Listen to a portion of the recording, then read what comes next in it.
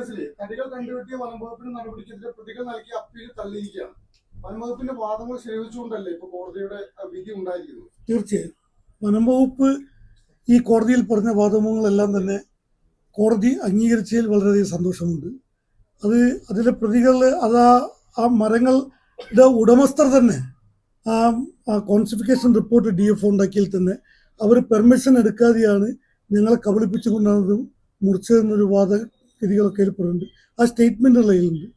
ഒന്ന് നമ്മൾ മനസ്സിലാക്കേണ്ടത്, ഈ കോൺസിഫിക്കേഷൻ പ്രൊസീഡിങ്സിൽ അതായത് DFO പാസ്സാക്കിയ ആ റിപ്പോർട്ട് വളരെ നല്ല രീതിയിൽ അന്നത്തെ DFO ആയിരുന്ന സജിനയാണ് അത് പ്രിപ്പയർ ചെയ്തത്. സജിന, പിന്നെ സമീർ, അങ്ങനെ RFO ആയിരുന്ന അനിലാൽ, അങ്ങനെ ഉള്ള ആൾക്കാരൊക്കെ ദൈനംദിനം GP ഓഫീസിൽ വന്ന് നോക്കുകയും അത് പ്രൊമോട്ട് ചെയ്യുകയും ചെയ്ത് ഇത്രയും നന്നായിട്ട് ചെയ്തു വെച്ച ഒരു കോൺസിഫിക്കേഷൻ പ്രൊസീഡിങ്സ് അത് ഞാൻ ഇതുവരെ എൻ്റെ കരിയറിൽ ഞാൻ കണ്ടിട്ടില്ലായിരുന്നു.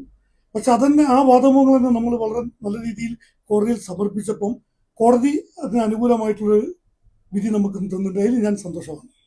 ഇത് ഈ തടികൾ റവന്യൂ ഭൂമിയിൽ നിന്നോ അല്ലെങ്കിൽ തന്നെ വനഭൂമിയിൽ നിന്നോ ഉള്ളതാണ് എന്നുള്ള ശരിവെക്കല്ലേ കോടതി? അതെ, അതെന്താ കാര്യം എന്ന് പറഞ്ഞാൽ, ഈ റവന്യൂ ഭൂമിയിൽ നിന്ന് ഈ മരം എടുത്താൽ തന്നെ നമ്മൾ ഈ റോയൽ ട്രീ എന്ന് പറയുന്ന ഈട്ടി മരം, അത് നമ്മൾ ബ്രിട്ടീഷ് കാലം തൊട്ട് തന്നെ സംരക്ഷിച്ചു വരുന്നൊരു റോയൽ വുഡാണ്. ഈ വുഡ് പട്ടയം ലഭിച്ചതിന് ശേഷമോ അതിന് മുമ്പോ എന്നുള്ള തർക്കമാണ് ഇതിലൊന്ന്.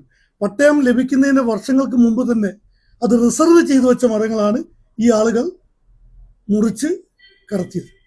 അത് ഒരു നിയമത്തിനും അതിൻ്റെ ഒരു പരിരക്ഷ അവർക്ക് കിട്ടില്ല, ഒരു പരിപത്രത്തിൻ്റെ പരിരക്ഷയും കിട്ടില്ല, ഗവൺമെൻറ് ഓർഡറിൻ്റെ പരിരക്ഷ കിട്ടില്ല, ഒന്നും കിട്ടില്ല. ഈ വിഷയം കോടതിയുടെ മുമ്പിൽ ബോധിപ്പിക്കാൻ വനംവകുപ്പിന് സാധിച്ചിട്ടുണ്ട്. അത് തന്നെയാണ് ഈ വിധിയുടെ വിജയം. പ്രധാന കേസിൽ കുറച്ചുകൂടി ബലമാവില്ലേ? പോലീസ് കേസുണ്ട്, വനംവകുപ്പിന്റെ കേസും കൂടി.